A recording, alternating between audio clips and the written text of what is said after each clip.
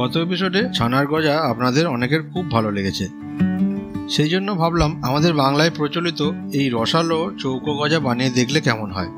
তাহলে চলুন দেখে নেওয়া যাক কিভাবে এই রসালো গজা বানাতে হয়। প্রথমে আমরা বড় একটা বাটিতে পরিমাণ মতো ময়দা নিয়ে নিচ্ছি। এই পরিমাণগুলো আমি সব স্ক্রিনে দিয়ে রেখেছি। এরপরে দিয়ে দিলাম অল্প কিছুটা লবণ, অল্প একটু খাবার সোডা, তারপরে দিয়ে দিচ্ছি ঘি। ঘিয়ের পরিমাণটা একটু বেশিই লাগবে। পুরোটা ঘি দিয়ে করা যেতে পারে, তবে এখানে কিন্তু গলিয়ে নেওয়া ঘি নিয়ে নিই। আমরা এখানে অল্প কিছুটা ঘি আর সাদা তেল দিয়ে ময়ান দেব। এর সঙ্গে দরকার মতো সাদা তেল দিচ্ছি। সব কিছু খুব ভালোভাবে মিশিয়ে ময়ান করে নেব, যাতে করে ময়দার সঙ্গে এই তেল ও ঘি খুব ভালোভাবে মিশে যায়। তারপর এভাবে মুঠো করলে যেন ধরে থাকে। এভাবে হলে বুঝতে হবে ময়ান ঠিক হয়েছে। এরপরে খুব অল্প অল্প জল ছিটিয়ে এটাকে মেখে নেব। তবে খুব বেশি সময় ধরে মাখার দরকার নেই, একটু শক্ত করেই মাখতে হবে। বেশিক্ষণ মাখালে কিন্তু গজাটা খাস্তা হবে না। ময়দাটা একটু মাখিয়ে নেওয়ার পর যদি এভাবে ছেড়ে আসে তাহলেই বুঝতে হবে হয়ে গেছে। তারপরে ঢাকা দিয়ে রেখে দিচ্ছি। ইতিমধ্যে চিনির রসটা বানিয়ে নেব। যতটা চিনি দেব তার অর্ধেক জল দিচ্ছি।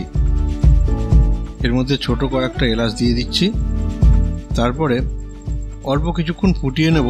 চিনিটা গলে রসটা একটু আঠালো হয়ে আসলেই বুঝতে হবে রস হয়ে গেছে, কারণ গজার রসটা কিন্তু খুব পাতলা হবে। শেষে নামিয়ে নেওয়ার আগে কয়েক ফোঁটা পাতিলেবুর রস দিয়ে নাড়াচাড়া করে দিচ্ছি। এতে করে চিনির রসটা দানা হয়ে যাবে না। এবারে ওই ঢেকে রাখা ময়দাটা আরও একবার একটু মেখে নিয়ে তারপরে এভাবে একটা বেলন চাকির ওপরে নিয়ে সমতলভাবে ছড়িয়ে দিলাম। তারপরে চাকুর সাহায্যে 4 টুকরো করে নিচ্ছি। এই পর্যায়গুলো দেখতে থাকুন আমরা কিভাবে করছি। এই 4 টুকরো করে নেওয়ার পরে প্রতিটা টুকরো একটার উপরে একটা এভাবে সুন্দর করে সাজিয়ে নিচ্ছি। এরপরে ওপর থেকে চাপ দিয়ে আবার কিন্তু আগের মতো ছড়িয়ে দেব।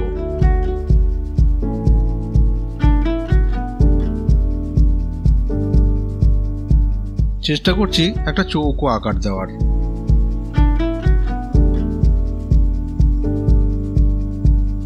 পুনরায় আবার এভাবে ছড়িয়ে দিলাম। এবারে আবারও চাকুর সাহায্যে কেটে নেব। তার আগে আরেকবার বেলন দিয়ে বেলে নিচ্ছি।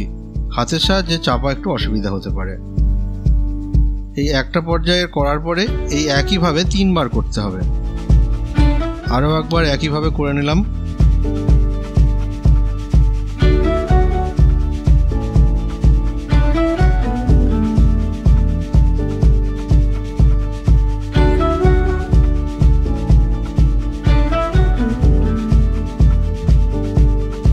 এই একইভাবে আবার 4টে স্তর বানিয়ে বেলন দিয়ে বেলে নিচ্ছি এবং চেষ্টা করছি যাতে এটা চৌকো আকারের থাকে।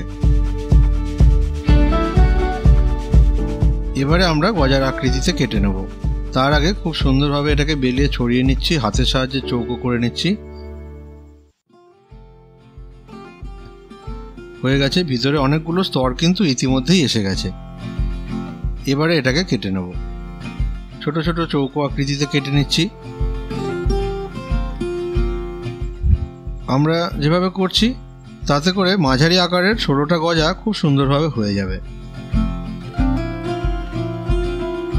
কয়েকটার আকৃতি হয়তো ঠিকঠাক হবে না, সেগুলোকে পরে একটু হাতের সাহায্যে ঠিকঠাক করে নিতে হবে।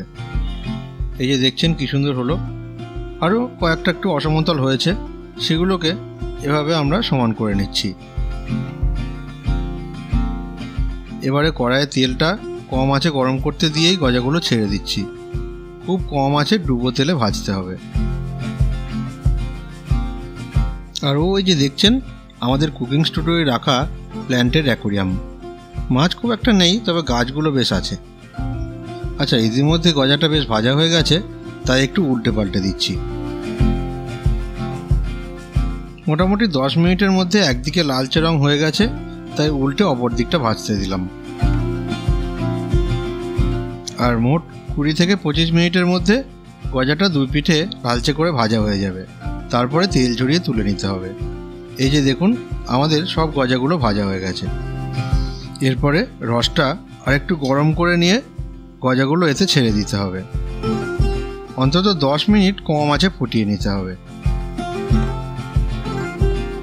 এক্ষেত্রে রসটা পাতলা থাকা কিন্তু খুবই জরুরি। এরপরে আঁচ বন্ধ করে দিলাম, তারপরেও কিন্তু গজাটাকে উল্টে দিলাম।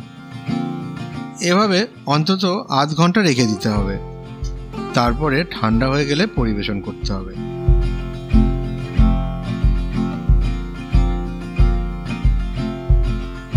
মোটামুটি একটু ধৈর্য ধরে ঘন্টাখানেক অপেক্ষা করতে হবে। তারপরে একদম রস ঢুকে গেলে দুর্দান্ত খেতে লাগবে। এই ছিল আমাদের আজকের এপিসোড। ভিডিও কেমন লাগলো কমেন্ট করে অবশ্যই জানাবেন। সবাই খুব ভালো থাকবেন। ধন্যবাদ।